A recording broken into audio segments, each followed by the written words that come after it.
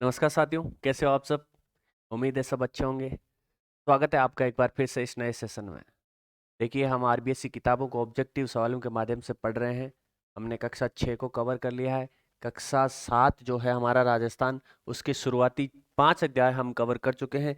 आज अध्याय नंबर 6 राजस्थान के प्रमुख शासक यहाँ अध्ययन करेंगे। देखिए, राजस्थान के प्रमुख शासक यहाँ से सवाल बनता है। राजस्थान में होने वाले एग्जामों में पक्का सवाल बनता है। राजस्थान के शासकों के बारे में सवाल पूछे जाते हैं, उनका हम अध्ययन करेंगे। जो आरबीएससी की किताब में जो कुछ भी इनके बारे में दे रखा है या जो भी महत्वपूर्ण शासकों का जिक्र यहाँ पर किया गया है, उनके बारे में हम अध्ययन करने वाले हैं। तो आज का पहला सवाल लेते हैं। सवाल लेने से पहले आपसे निवेदन है कि यदि आपको लगे कि बहुत अच्छा मैटर यहाँ पर उपलब्ध करवाया जा रहा है तो अपने यूट्यूब चैनल को जरूर अपने यार दोस्तों तक शेयर करें। और हाँ, क्लासों की समय सारणी देखने के लिए टेलीग्राम पे अपना चैनल है, डिस्क्रिप्शन में दे रखा है, गोल गुरु एकेडमी के नाम से, उसको जरूर ज्वाइन करें। आज का पहला सवाल लेते हैं। पहला सवाल है, पृथ्वीराज चौहान का शासनकाल रहा। अजमेर के शासक हुए थे पृथ्वीराज चौहान। इन्होंने कहां से लेकर कहां तक शासन किया था? पहला ऑप्शन है 1177 से 1192। दूसरा ऑप्शन है 1433 से 1468। तीसरा ऑप्शन है 1509 से 1528। चौथा ऑप्शन है 1532 से 1562। तो पृथ्वीराज चौहान ने कहां से लेकर कहां तक शासन किया था? तो इसका जो राइट आंसर होने वाला है ऑप्शन नंबर 1। पृथ्वीराज चौहान ने 1177 से लेके 1192 के मध्य शासन किया था। इनके बारे में थोड़ा देख लेते हैं भाई। इनके द्वारा 3 महत्वपूर्ण युद्ध लड़े गए। पहला युद्ध था, वो था महोबा का युद्ध। महोबा का युद्ध। दूसरा इनके द्वारा लड़ा गया युद्ध तराइन का प्रथम युद्ध। तराइन का प्रथम युद्ध। तीसरा इनके द्वारा लड़ाया गया युद्ध था भाई तराइन का द्वितीय युद्ध।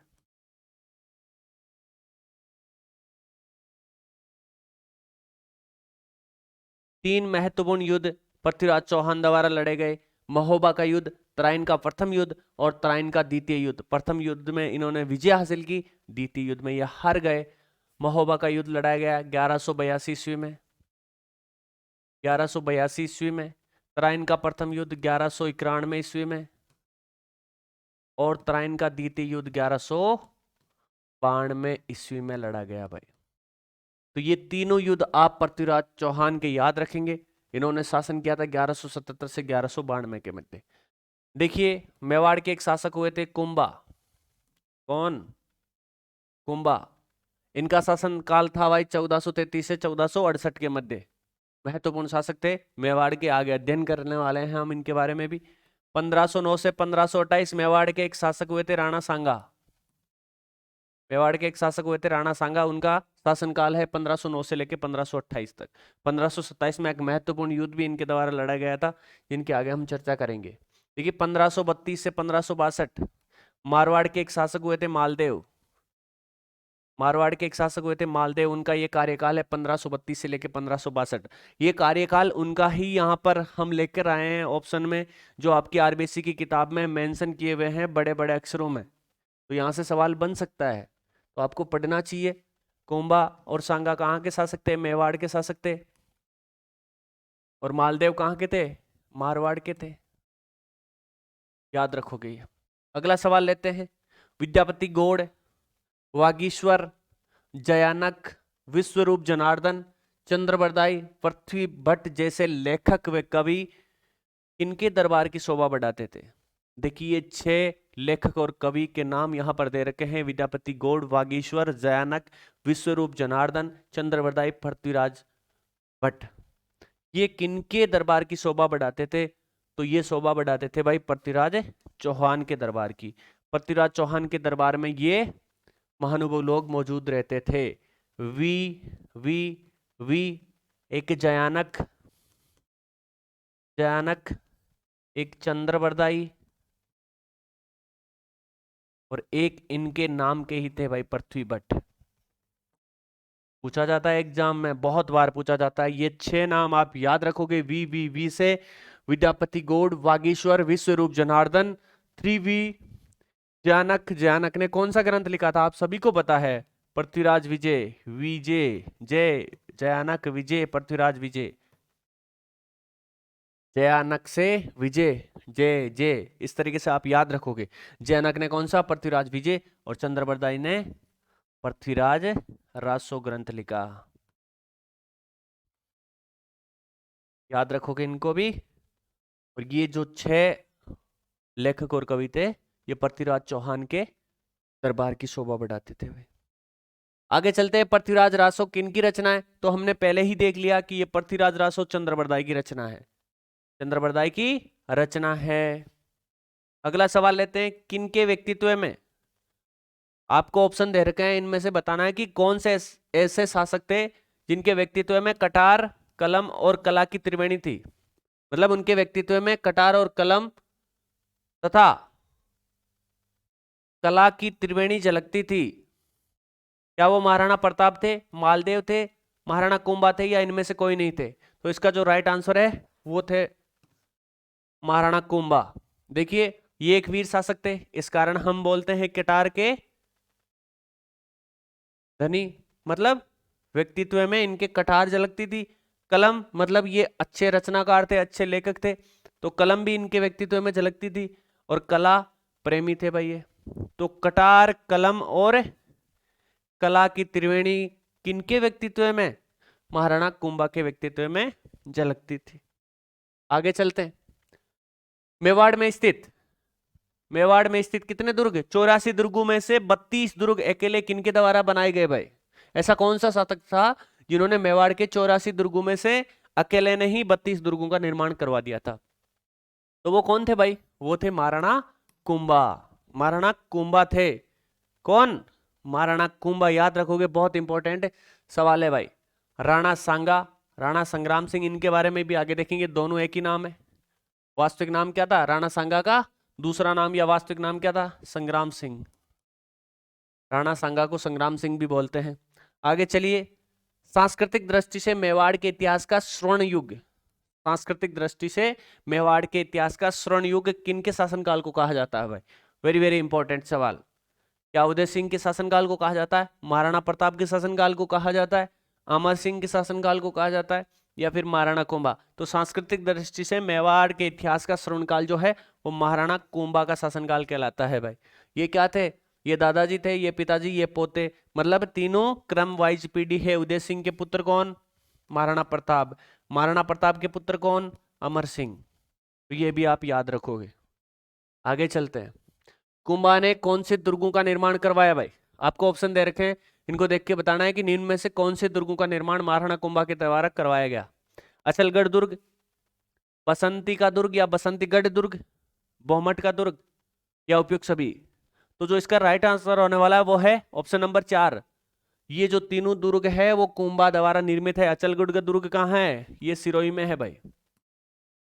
कहां पर है? सिरोही में है। बसंती का दुर्ग या बसंतगढ़ दुर्ग कहां पर है? ये भी सिरोही में है। बोहमट का दुर्ग कहाँ है? बोहमट का दुर्ग उदयपुर में है। तो ये तीनों भी कुंभा के द्वारा निर्मित है।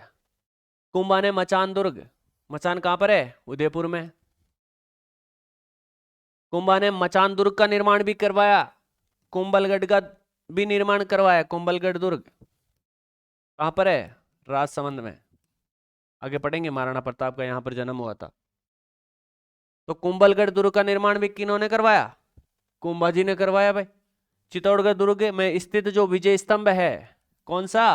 विजय स्तंभ, मालवा विजय के उपलक्ष्य में बनाया गया विजय स्तंभ किनके द्वारा? कुंभा के द्वारा निर्मित है। तो ये तमाम दुर्ग है वो कुंभा ने बनवाए हैं। आप याद रखोगे, अचलगढ़ का दुर्ग हो या फिर बसंतीगढ़ का दुर्ग हो या बोमट दुर्ग हो, मचान दुर्ग हो, कुंभलगढ़ दुर्ग हो या फिर विजय स्तंभ हो, तमाम जो है इनका निर्माण कुंभा के द्वारा करवाया गया। आगे देखते हैं, निम्न में से कुंभा की रचनाएं, कुंभा की रचनाएं कौन कौन सी है? तो देखिए 3S याद रखोगे भाई आप, SSS 3S। कुंभा द्वारा निर्मित रचनाएं हैं संगीत राज, संगीत मीमांसा, सुड प्रबंध। संगीत राज, संगीत मीमांसा, सुड प्रबंध, ये तीनों ही रचनाएं किनकी है? कुंभा की है। याद रखोगे, बहुत ज्यादा इंपॉर्टेंट है क्योंकि 3 है, ऑप्शन 4 पूछे जाते हैं, आजकल तो 5 पूछने लग गए। तो आपको इस तरीके से पूछेंगे, तीनों नाम याद रहने चाहिए, संगीत राज, संगीत मीमांसा और सुर प्रबंध। कुंभा ने, जो जयदेव ने गीत गोविंद की रचना की थी, गीत गोविंद की रचना इनके द्वारा की गई, जयदेव के द्वारा। इस पर रसिक प्रिया नाम से एक टीका लिखी। किस नाम से? रसिक प्रिया नाम से टीका किस पर? गीत गोविंद पर लिखी। गीत गोविंद किनकी रचना है? जयदेव की रचना है भाई। तथा बाणभट्ट द्वारा चंडी शतक, ये भी पूछा जाता है, चंडी शतक किसने लिखी? किसने लिखी? बाणभट्ट। इस पर भी टीका लिखी किन्होंने? कुंभा ने। तो ये भी याद रखोगे, जयदेव द्वारा रचित गीत गोविंद पर रसिक प्रिया नाम से टीका तथा बाणभट्ट द्वारा रचित चंडी शतक पर भी कुंभा ने टीका लिखी। आगे देखते हैं, कुंभा ने कौन कौन सी उपाधियां धारण की। देखिए, महाराजा धीराज, राय रायरण, महाराणा, राजगुरु, दानगुरु, हालगुरु, परम गुरु, चाप गुरु, बोले तो धनुष के गुरु की उपाधियां किस शासक ने धारण करी भाई? तो ये जो धारण करी थी वो महाराणा कुंभा ने धारण करी थी। महाराजा धीराज, राय रायरण, महाराणा, राजगुरु, दानगुरु, हालगुरु, परम गुरु, चाप गुरु, ये तमाम जो उपाधियां हैं वो महाराणा कुंभा के द्वारा धारण की गई। आगे देखते हैं, कौन से शासक ने राजपूत राज्यों को संगठित किया तथा उन्हें एक छत्र के नीचे लेकर आए। ऐसे कौन प्रतापी शासक थे जिन्होंने राजपूत राज्यों को संगठित किया और सभी को एक छत्र के नीचे लेकर आए? तो ऐसे कौन थे? क्या वो महाराणा कुंभा थे, संग्राम सिंह थे, या महाराणा सांगा थे, या फिर रायमल थे? कौन थे भाई? तो संगठित करने वाले, राजपूत राज्यों को संगठित करने वाले जो थे वो थे भाई महाराणा सांगा। कौन थे? महाराणा सांगा, जिनके शरीर पर 80 घाव थे। आगे देखेंगे, देखिए सांगा के बारे में जो आपके आरबीएससी की किताब में दे रखा है उसको समेटने का प्रयास करते हैं। सांगा का वास्तविक नाम क्या था? संग्राम सिंह था भाई। सांगा का वास्तविक नाम क्या था? संग्राम सिंह था। किनके पुत्र थे? रायमल के पुत्र थे। किनके? रायमल के। इनके शासनकाल में मेवाड़ अपनी शक्ति के चरमोत्कर्ष पर पहुंच गया था। मेवाड़ की जो शक्ति थी वो इनके समय में चरम उत्कर्ष पर थी भाई, मतलब हाई लेवल पर थी। इनके शरीर पर कितने घाव थे? 80 घाव थे। इन्होंने प्रमुख युद्ध भी लड़े भाई। राणा सांगा ने अपने जीवन में युद्ध लड़े, इनको कभी चैन से बैठने का मौका ही नहीं मिला। इन्होंने 1517, 1518, 1519, 1527 में 2 युद्ध लड़े। कुल मिला के 5 महत्वपूर्ण युद्ध इनके द्वारा लड़े गए। तो देख लेते हैं सभी को। देखिए, 1517 में इन्होंने खातौली का युद्ध लड़ा भाई। खातौली का युद्ध लड़ा। कमेंट बॉक्स में बताओगे खातौली कहां पर है? तो खातौली का युद्ध लड़ा। किनके साथ लड़ा? इब्राहिम लोदी के साथ लड़ा। किनके साथ? इब्राहिम लोदी के साथ 1517 में खातौली का युद्ध लड़ा। 1518 में बांडी का युद्ध लड़ा। बांडी कहाँ है? धौलपुर में। बांडी का युद्ध किनके साथ लड़ा? मियां मक्खन के साथ लड़ा। ये कौन था? ये इब्राहिम लोदी का ही सेनापति था। मक्खन के साथ युद्ध लड़ा। बांडी का युद्ध 1518 में। 1519 में गागरोन का युद्ध लड़ा। किनके साथ? महमूद खिलजी सेकंड के साथ। महमूद खिलजी सेकंड के साथ कौन सा? गागरोन का युद्ध इनके द्वारा लड़ा गया। और 16 फरवरी 1527 में बयाना का युद्ध लड़ा। बयाना का युद्ध लड़ा। बाबर का एक सेनापति था, कौन? मेहंदी खवाजा। उनके साथ ये युद्ध इनके द्वारा लड़ा गया। और एक जो महत्वपूर्ण लड़ाई इनके द्वारा लड़ी गई, ये इनके जीवन की आखिरी लड़ाई थी, वो थी भाई खानवा का युद्ध। इतिहास में किस नाम से जानते हैं? खानवा के युद्ध के नाम से जानते हैं। 17 मार्च 1527 को खानवा का युद्ध बाबर के साथ इन्होंने लड़ा। तो 5 महत्वपूर्ण लड़ाई, 1517, 1518, 1519, फरवरी 1527 और मार्च 1527, 5 महत्वपूर्ण युद्ध किसने लड़े? राणा सांगा के द्वारा लड़े गए। आगे चलते हैं। मालदेव शासक थे भाई, कहाँ के थे? क्या सिसोदिया राजवंश कहाँ हुआ? मेवाड़ में हुआ। कहाँ हुआ? मेवाड़ में हुआ। कछवाहा कहाँ हुआ? ये आपके आमेर या जयपुर में हुआ। राठौड़ जो राजवंश है इसके शासक थे कौन? मालदेव। मालदेव ने शासक कहाँ किया भाई? मारवाड़ में किया। तो राठौड़ वंश के शासक थे कौन? मालदेव। किसका शासनकाल मारवाड़ का शौर्य युग कहलाता है? किनका शासनकाल है जो मारवाड़ का शौर्य युग कहलाता है? शान का युग कहलाता है। क्या गंगा का कहलाता है? मालदेव का कहलाता है? चंद्रसेन का कहलाता है या फिर सांगा का कहलाता है? तो देखिए ये जो है मारवाड़ का शौर्य युग कहलाता है आपका मालदेव का। किनका युग? मालदेव का शासनकाल कहलाता है। मालदेव के पिता का नाम क्या था? पिता का नाम क्या था? गंगा। मालदेव के पिता कौन थे? गंगा। पुत्र कौन थे? चंद्रसेन। मालदेव के पुत्र थे चंद्रसेन, जिन्हें प्रताप का अग्रगामी या बुलाबिसरा राजा कहा जाता है। और इनके पिता का नाम क्या था? मालदेव के गंगा। मालदेव भाई पितरहंता भी थे। कौन थे? पितरहंता थे। अपने पिता की हत्या इन्होंने की थी। मालदेव ने अपने शासनकाल में कितने युद्ध लड़े? मालदेव ने अपने शासनकाल में 52 युद्ध लड़े और अपने शासनकाल में 32 दुर्गों का निर्माण किसने करवाया भाई? जो हम पीछे देख के आए हैं, कमेंट बॉक्स में बताना। तो मालदेव ने अपने शासनकाल में 52 युद्ध लिए। इनका एक साथ छोटे बड़े 58 परगनों पर अधिकार रहा। मतलब एक साथ कि भाई अभी मेरे पास इतनी संपत्ति है, इतना धन है, वो वाली बात है। एक साथ इनका कितने 58 परगनों पर अधिकार था। किनका? मालदेव का। इसी कारण इनका क्या कहलाता है? युग, शौर्य युग कहलाता है। भाद्रजून क्रम वाइज इन्होंने जीते थे ये भाई 76। इन पर क्रम वाइज विजय प्राप्त की थी। सबसे पहले भाद्रजून, उसके बाद नागौर, मेड़ता, सिवाना, बीकानेर पर विजय प्राप्त की। किसने? मालदेव ने। इन्होंने सोजत दुर्ग कहां पर है? पाली। सोजत दुर्ग का निर्माण करवाया। मालकोट कहां पर है भाई? मेड़ता में। मालकोट का दुर्ग कहां है? मेड़ता, नागौर में है। पोखरण का दुर्ग, पोखरण कहां है? जैसलमेर। तो इन तीनों दुर्गों का निर्माण करवाया था मालदेव ने। सोजत का दुर्ग, मालकोट का दुर्ग और पोखरण के दुर्ग का निर्माण करवाया था मालदेव ने। और इनकी मृत्यु कब हुई? 1562 में मालदेव की मृत्यु हो गई। फारसी इतिहासकारों ने क्या कहा? इनको हसमत वाला राजा कहा। हसमत वाला शासक किनके द्वारा कहा गया? फारसी इतिहासकारों के द्वारा। किनको कहा गया? मालदेव को कहा गया। हसमत वाला शासक का मतलब क्या होता है? शक्तिशाली शासक। आगे चलते हैं। महाराणा प्रताप का जन्म कहां हुआ था भाई? महाराणा प्रताप का जन्म क्या कुंभलगढ़ में हुआ, गोगुंदा में हुआ, फिर चावंड में हुआ, या इनमें से किसी जगह नहीं हुआ? तो देखिए महाराणा प्रताप का जन्म जो है वो कुंभलगढ़, कुंभलगढ़ राजसमंद, कुंभलगढ़ दुर्ग के कौन से? बादल महल में। बादल महल में इनका जन्म हुआ। गोगुंदा में क्या हुआ? राज्याभिषेक हुआ। राज्याभिषेक कहां हुआ? गोगुंदा में। इन्होंने राजधानी बनाई भाई किसको? चावंड को बनाई। राजधानी बनाई चावंड को। एक और देख लेते हैं भाई, इनकी छतरी कहां है? छतरी है बांडोली में। चारों जो शब्द है बहुत इंपॉर्टेंट है भाई। महाराणा प्रताप का जन्म कहां हुआ? कुंभलगढ़ के बादल महल में हुआ। इनका राज्याभिषेक कहां हुआ? गोगुंदा में हुआ। इन्होंने राजधानी किसको बनाया? चावंड को। लूणा चावंडिया को हराकर क्या चावंड को इन्होंने राजधानी बनाई।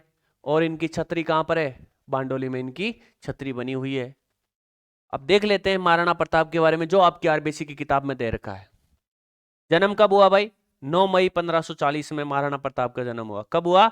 9 मई 1540 में इनका जन्म हुआ। राज्याभिषेक कब हुआ?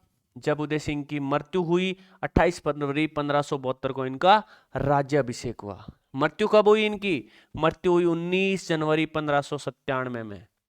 कब हुई? 19 जनवरी 1597 में। ऐसा बोलते हैं धनुष पर प्रचंड ताज जो है चढ़ाते हुए इनकी मृत्यु हो गई थी भाई। किनकी? महाराणा प्रताप की। तो ये 3 महत्वपूर्ण डेट है, वो भी आप याद रखोगे। 9 मई 1540 में इनका जन्म हुआ। राज्याभिषेक 28 फरवरी 1572 को हुआ और 19 जनवरी 1597 को महाराणा प्रताप की मृत्यु हो गई। पिता का नाम क्या था? महाराणा उदय सिंह था। इनकी माताजी का नाम था रानी जीवंत कंवर या फिर जयवंताबाई। ये आपके आरबीएससी की किताब में नाम लिख रखा है, रानी जीवंत कंवर या फिर इनका दूसरा नाम क्या है? जयवंताबाई। इनका नाम था महाराणा प्रताप की माताजी का नाम था। शासनकाल क्या रहा? 1572 से 1597 में। लगभग कितनी अवधि के लिए? 25 वर्ष की अवधि के लिए इन्होंने शासन किया। तो ये भाई महाराणा प्रताप के बारे में। और आगे देखते हैं, इनके घोड़े का नाम क्या था? इनके घोड़े का नाम था भाई चेतक। क्या था? महाराणा प्रताप के घोड़े का नाम था चेतक। हाथी का नाम क्या था? राम प्रसाद। इंपॉर्टेंट है इसलिए है क्योंकि आप कई बार इजी ले लेते हो। एक बार थर्ड ग्रेड के एग्जाम में ऐसा ही सवाल आया था कि महाराणा प्रताप के हाथी का नाम बताओ। महाराणा प्रताप देखते ही आगे सवाल ही नहीं पड़ा, सीधे ऑप्शन की तरफ चल दिए, और ऑप्शन में ऊपर से ऊपर क्या दे रखा था? चेतक दे रखा था। उसके बाद नीचे तीसरे या चौथे ऑप्शन में क्या था? राम प्रसाद। तो सवाल हल करने वाले अभ्यर्थियों ने क्या किया? महाराणा प्रताप देख के फिर जो ऑप्शन ए में दे रखा था क्या? चेतक, उसको टिक किया, और आके फिर जब घर पे मिलाया तब भी ध्यान नहीं दिया, देखा कि अपने ये तो सही है। जब ध्यान से देखा कि पूछा क्या है और उत्तर क्या देकर आए हैं, पूछा था महाराणा प्रताप के हाथी का नाम, और जवाब देख के आए हो महाराणा प्रताप के घोड़े का नाम। तो देखिए भाई, एक एक सवाल जो है आपकी परीक्षा की दृष्टि से बहुत महत्वपूर्ण है। आप इन्हें ध्यान से हल करें, ध्यान रखें। घोड़ा पूछे तो हाथी का उत्तर नहीं देना है, हाथी पूछे तो घोड़े का उत्तर नहीं देना है। ध्यान से सवाल को पढ़ते हुए आंसर देना है। आगे चलिए, समकालीन मुगल शासक कौन थे भाई? इनके समकालीन जो मुगल शासक थे वो कौन थे? अकबर थे। कौन थे? अकबर थे। महाराणा प्रताप के समकालीन शासक मुगल जो थे वो अकबर थे, जिन्होंने 1570 में क्या लगाया? नागौर दरबार लगाया। प्रसिद्ध युद्ध 18 जून, कहीं 21 जून भी दे रखा होता है, 18 जून 1576 में कौन सा युद्ध लड़ा गया भाई? हल्दी घाटी का युद्ध लड़ा गया। हल्दी घाटी का युद्ध लड़ा गया महाराणा प्रताप और अकबर के मध्य। अकबर के सेनापति मान सिंह और महाराणा प्रताप के मध्य हल्दी घाटी के मैदान में ये युद्ध लड़ा गया, जिसमें महाराणा प्रताप के घोड़े चेतक ने वीरता दिखाई, इनके हाथी राम प्रसाद ने वीरता दिखाई, एक मर्दाना नाम का हाथी भी था भाई। ऑप्शन में आप बताओगे या मैं ही बता दूं? मर्दाना नाम का हाथी था, ये किनका था? ये मान सिंह का था भाई। मर्दाना हाथी किसका था? मान सिंह का था, जिसने अकबर के सेनापति के रूप में महाराणा प्रताप के खिलाफ हल्दी घाटी में युद्ध लड़ा था। कौन? मान सिंह फर्स्ट ने। तो अकबर की सेना की तरफ से मान सिंह लड़ा, और इधर से हल्दी घाटी के युद्ध में महाराणा प्रताप इनके सामने लड़ रहे थे। इनका एक भाई था भाई जो रूट कर अकबर की शरण में चला गया, क्या नाम था? जगमाल। जगमाल थे जो रूट के कहां चले गए? वो चले गए अकबर की तरफ, महाराणा प्रताप को छोड़ के अकबर की सेना में जाकर मिल गए। नाम क्या था इनके भाई का? जगमाल। संकट काल में भी कृषि और वनों के विकास का प्रयास किया। इन विषयों पर एक पुस्तक भी इन्होंने लिखवाई, उसका नाम क्या था? विश्व वल्लभ। विश्व वल्लभ। देखिए, इन्होंने अपना जीवन संघर्ष के साथ बिताया, लेकिन संकट काल में भी कृषि और वनों के विकास का इन्होंने प्रयास किया, और इन विषयों पर इनके द्वारा एक किताब लिखाई गई जिसका नाम है विश्व वल्लभ। विश्व वल्लभ। देखते हैं ये विश्व वल्लभ किनकी थी? चक्रपाणी मिश्र की थी। आगे देख लेते हैं ये जो सारे ग्रंथ है।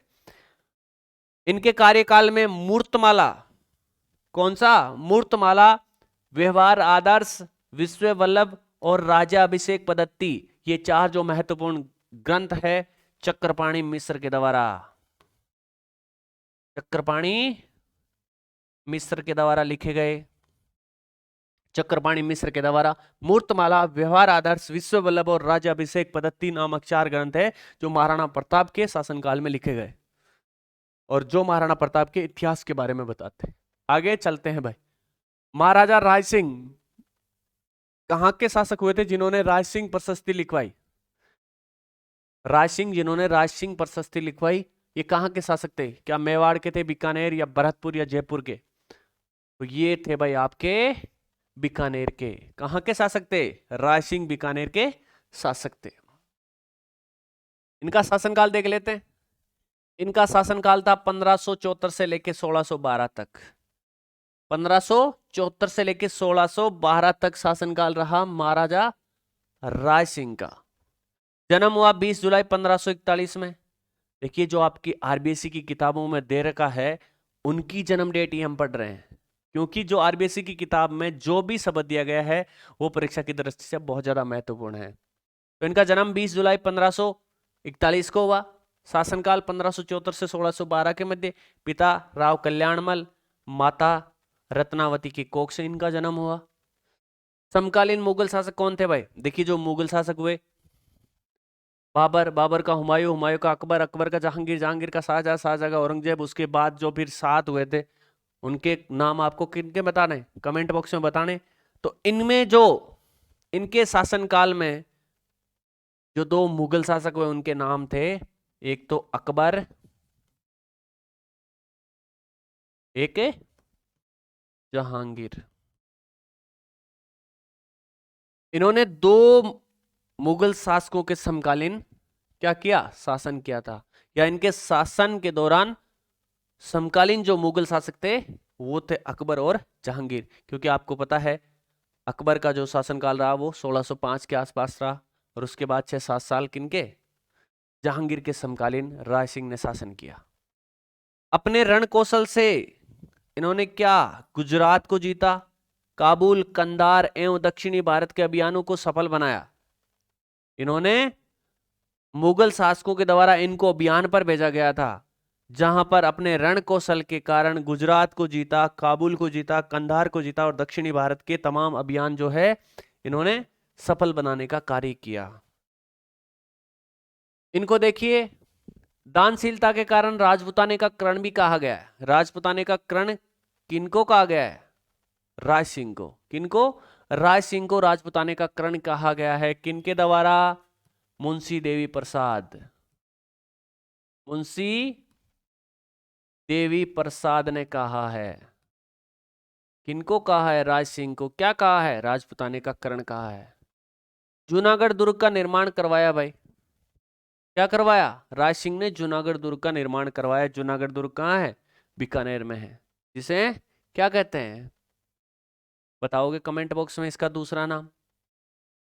राज सिंह महोत्सव व ज्योतिष रत्नमाला ग्रंथों की रचना की। 2 ग्रंथों की रचना भी इन्होंने की। राज सिंह महोत्सव व ज्योतिष रत्नमाला किनके द्वारा की गई? राज सिंह के द्वारा। दक्षिणी भारत बुरहान में इनकी मृत्यु हो गई भाई। बुरहानपुर में एक अभियान के दौरान इनकी मृत्यु हो गई। इनकी? राज सिंह की। दक्षिणी भारत के बुरहानपुर में मृत्यु हो गई। आगे चलिए, अगला सवाल लेते हैं। शाहजहां ने 1639 ईस्वी में मिर्जा राजा की उपाधि किसे दी थी भाई? शाहजहां के द्वारा मिर्जा राजा की उपाधि कौन से शासक को दी गई? क्या वो जयसिंह द्वितीय को दी गई, या जयसिंह प्रथम को दी गई, मानसिंह को दी गई, या फिर बारमल को दी गई? किनको दी गई? तो शाहजहां ने 1639 ईस्वी में मिर्जा राजा की जो उपाधि दी थी वो जयसिंह प्रथम को दी थी। किनको? जयसिंह प्रथम को। मिर्जा राजा जयसिंह किनको बोलते हैं? जयसिंह प्रथम को बोलते हैं। और सवाई जयसिंह किनको बोलते हैं? वो जयसिंह द्वितीय को बोलते हैं। याद रखोगे, बहुत इंपॉर्टेंट है। बहुत बार अभ्यर्थी कंफ्यूज हो जाते हैं फर्स्ट और सेकंड में। सेकंड सवाई मतलब जो 1 का 1/4 हो, मतलब उससे सवाई हो। तो जयसिंह प्रथम पहले हुए थे, इनसे सवाई हुए थे, ऐसा बोलते हैं अपन। बोलते हैं ना कि वो तो सवाई है, मतलब उससे और ज्यादा ताकतवर है। तो सवाई की उपाधि दी थी, वो दी थी जयसिंह द्वितीय ने।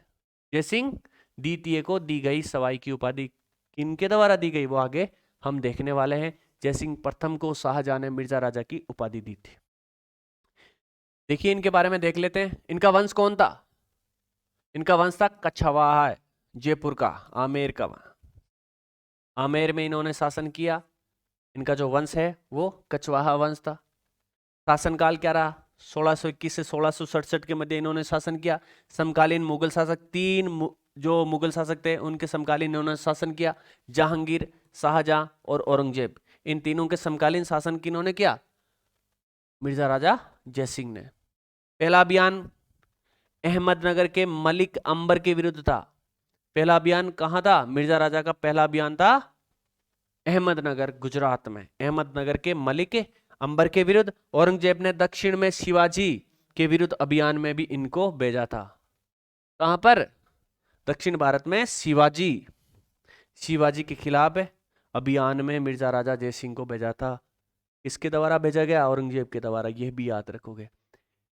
इनके राजकवि बिहारी ने 1662 में बिहारी सतसई लिखी। बिहारी सतसई के रचनाकार कौन? बिहारी। किनके शासनकाल के ये कवि है? यह है मिर्जा राजा जय सिंह या जय सिंह प्रथम के शासनकाल के। इनके द्वारा 1662 ईस्वी में बिहारी सतसई लिखी गई। अन्य दरबारी देखिए कौन थे भाई? एक राम कवि थे जिन्होंने जय सिंह चरित्र, इनके चरित्र के बारे में लिखा, जय सिंह चरित्र, राम कवि। आगे चलते हैं। महाराजा जसवंत सिंह कहां के शासक हुए जिन्होंने 1638 से 1678 के मध्य शासन किया? महाराजा जसवंत सिंह कहां के शासक हुए जिन्होंने 1638 से लेकर 1678 के मध्य शासन किया? क्या ये मेवाड़ के थे, मारवाड़ के थे, जयपुर के थे या फिर भरतपुर के? तो महाराणा या महाराजा जो जसवंत सिंह है वो आपके मारवाड़ के शासक थे। कहां के? मारवाड़ के शासक थे। इनका जन्म दिसंबर 1626 कहां पर? बुरहानपुर में हुआ। कहां पर? दक्षिणी भारत, बुरहानपुर में इनका जन्म हुआ। पिता गज सिंह की मृत्यु के पश्चात इनका राज्याभिषेक हुआ। मतलब है जसवंत सिंह के पिता का नाम क्या था? गज सिंह। शाहजहां ने महाराजा की उपाधि दी। कौन सी उपाधि दी? महाराजा की उपाधि दी। किनको? जसवंत सिंह को। किनके द्वारा दी गई? शाहजहां के द्वारा। मुगल उत्तराधिकारी युद्ध में पहले शाही सेना जो किसकी थी? शाहजहां की थी। और इसका नेतृत्व कौन कर रहे थे? दारा शिकोह है। जो मुगल उत्तराधिकारी युद्ध था उसमें पहले कहां पर इन्होंने शाही सेना, जो शाहजहां के समय कौन लड़ रहा था? दारा शिकोह इनके सेनापति के रूप में लड़ रहा था। इनके साथ थे भाई कौन? जसवंत सिंह। लेकिन बाद में आमेर के शासक जय सिंह के कहने पर दोराई के युद्ध में औरंगजेब का साथ दिया। देखिए दो युद्ध हुए थे, एक तो धर्मत का युद्ध और दूसरा दोराई का युद्ध। सिंपल भाषा में समझिए, ये हुआ था आपके 1658 में, ये हुआ था 1659 में।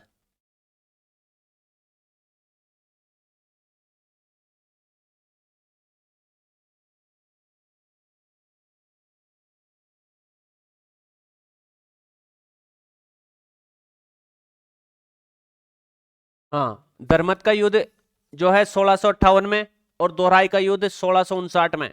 तो जो धर्मत का युद्ध हुआ था उसमें तो शाही सेना के साथ लड़े थे कौन? जसवंत सिंह। लेकिन दोराई के युद्ध में आमेर के जो जय सिंह है उनके कहने पर औरंगजेब के पक्ष में लड़े थे।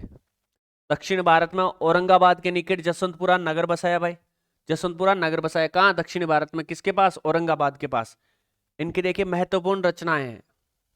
आनंद प्रकाश, सिद्धांत बोध, भाषा भूषण और प्रबोध चंद्रोदय, ये 4 ग्रंथ है जो महत्वपूर्ण है, जसवंत सिंह के एग्जाम में पूछे गए हैं बहुत बार, याद करना आपको।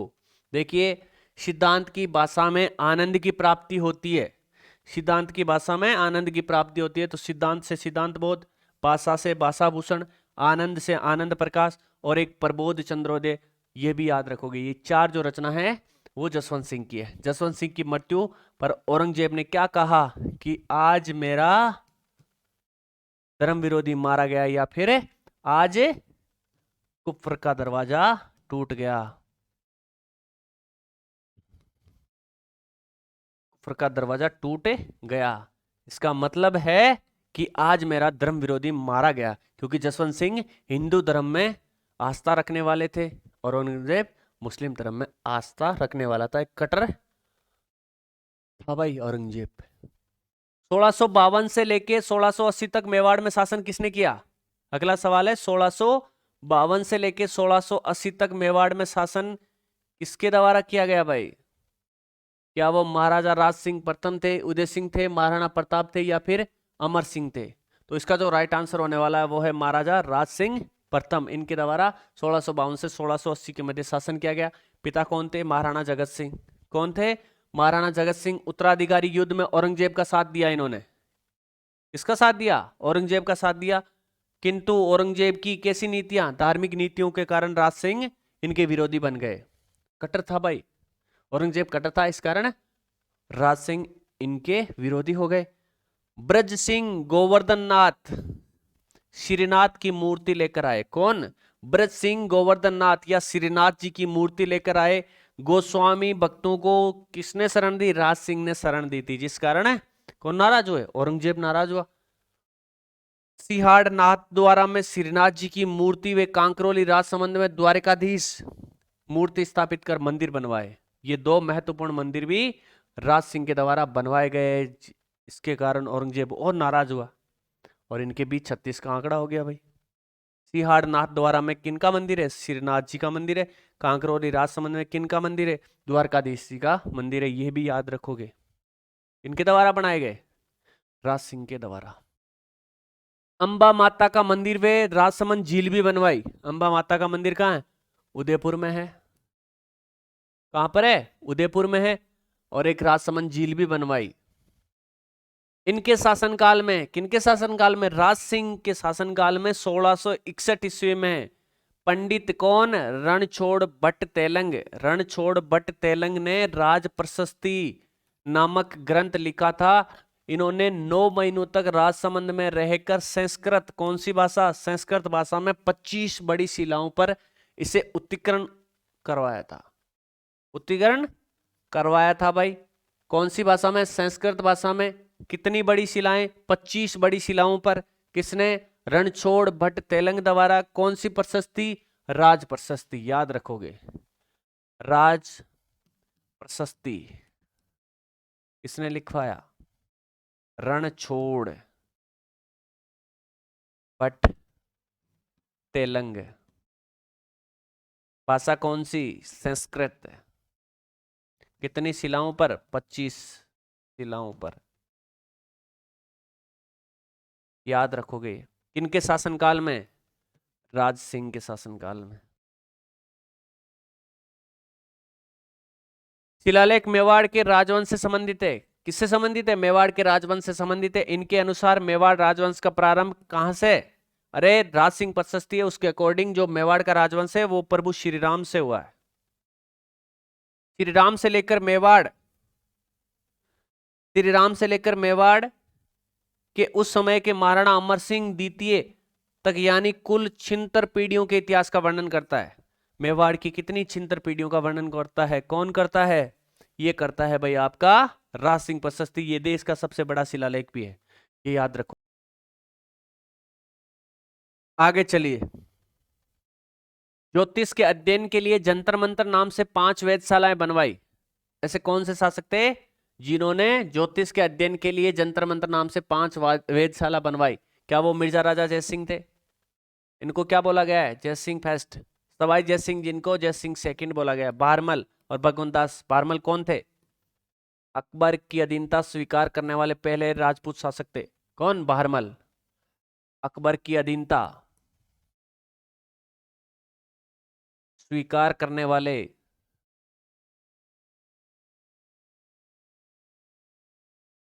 पहले राजपूत शासक।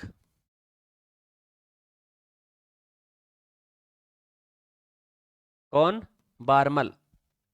इनके पुत्र थे भगवंतास, और भगवंतास के पुत्र कौन थे? मानसिंह। कौन थे? मानसिंह। अकबर ने क्या उपाधि दी? फर्जंद की उपाधि।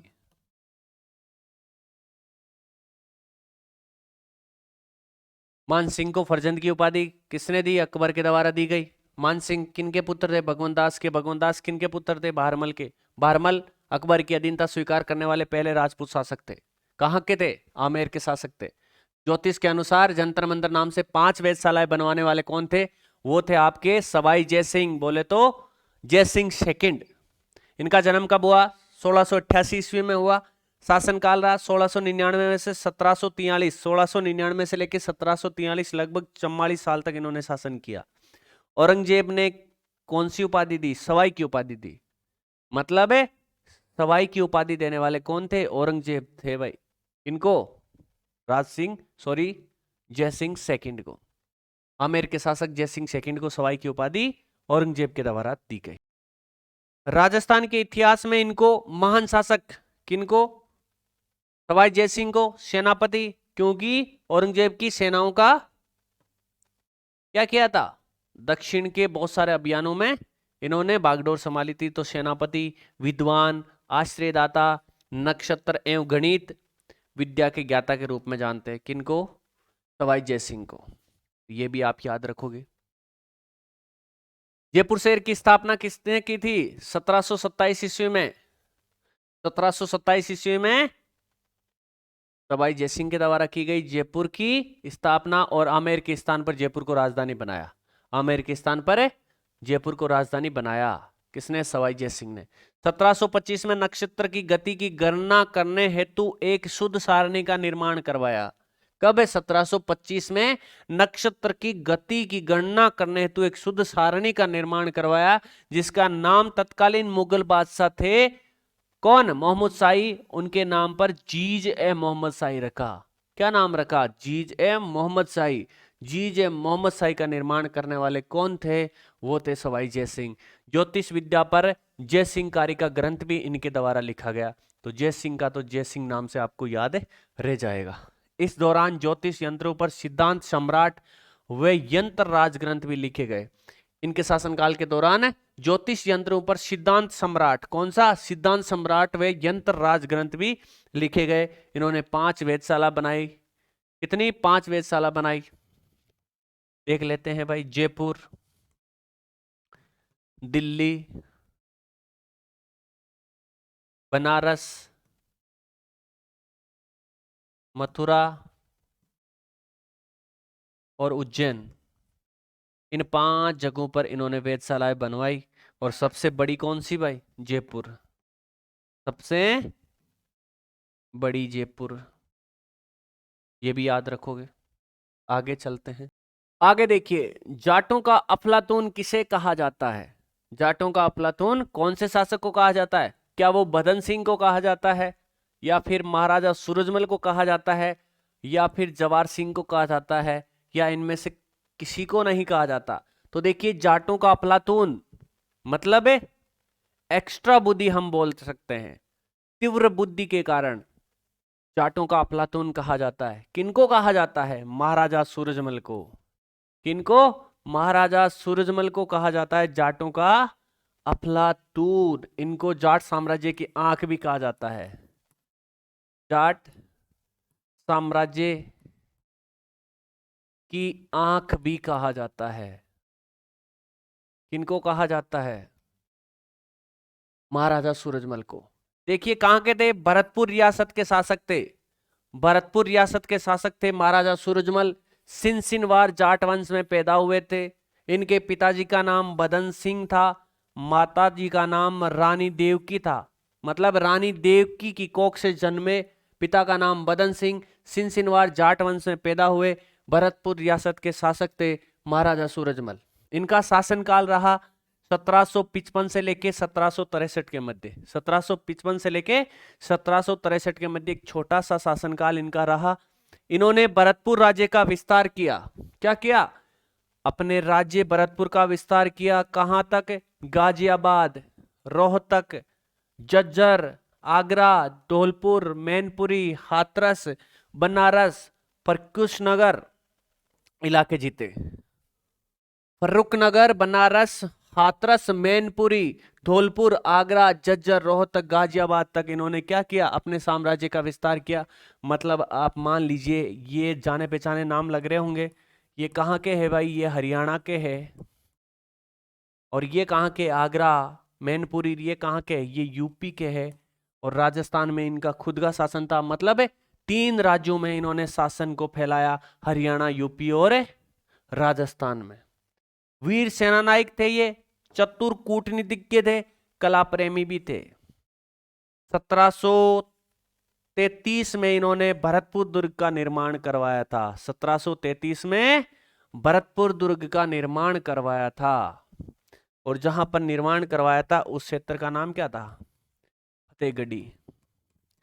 देखिए, जब इन्होंने निर्माण करवाया था तब शासक कौन थे? इनके पिता बदन सिंह थे। ये एक सेनापति के तौर पर काम कर रहे थे फतेहगढ़ी में। ऐसा बोलते हैं कि बदन सिंह के विरोधी थे, आपस में खींचातान थी, तो इनको वहां पर भेजा। उन्होंने वहां के शासक को हराकर वहां पर एक दुर्ग का निर्माण करवाया, जिसे भरतपुर दुर्ग। और इसका दूसरा नाम क्या है भाई? इसका दूसरा नाम है अजय दुर्ग। और इसका एक और नाम है लोहागढ़ दुर्ग। निर्माण किसने करवाया?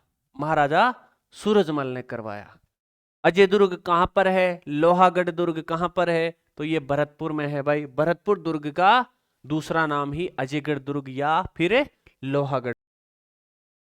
उनके शासनकाल के समय पानीपत की तीसरी लड़ाई हुई। कब हुई? 1761 में।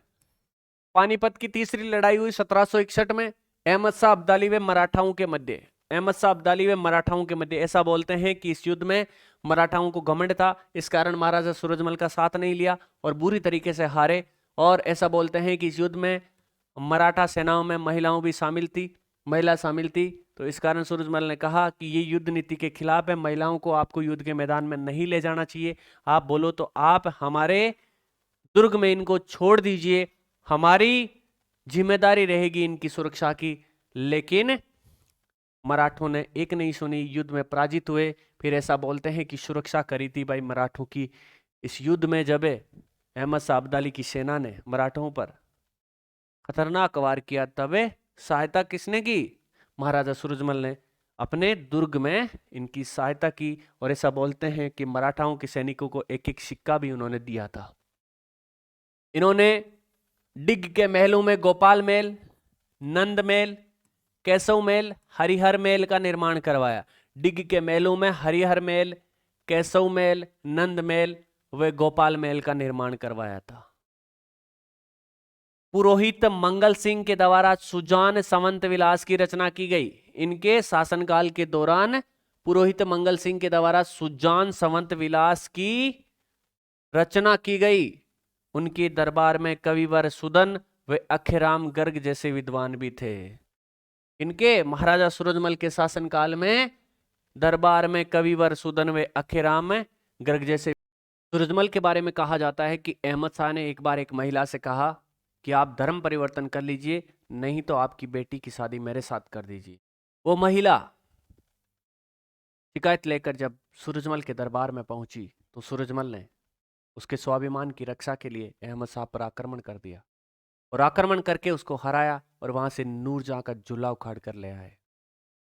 ऐसे थे स्वाभिमानी महाराजा सूरजमल। सूरजमल के बारे में कहा जाता है कि अरब झुके मुगल झुके, झुका गगन सारा, जो कभी किसी के सामने नहीं झुका, वो था सूरजमल हमारा, वो था सूरजमल हमारा। ऐसे महान शासक जिनका आज बलिदान दिवस है 25 दिसंबर 1763 को, वो इस दुनिया से विदा हो गए। आज उनके बलिदान दिवस पर उनको कोटि कोटि नमन। और इसी के साथ ये आज जो राजस्थान का शासक टॉपिक था ये पूरा होता है। मिलते हैं नेक्स्ट अगली क्लास में, तब तक के लिए धन्यवाद। जय हिंद, जय भारत।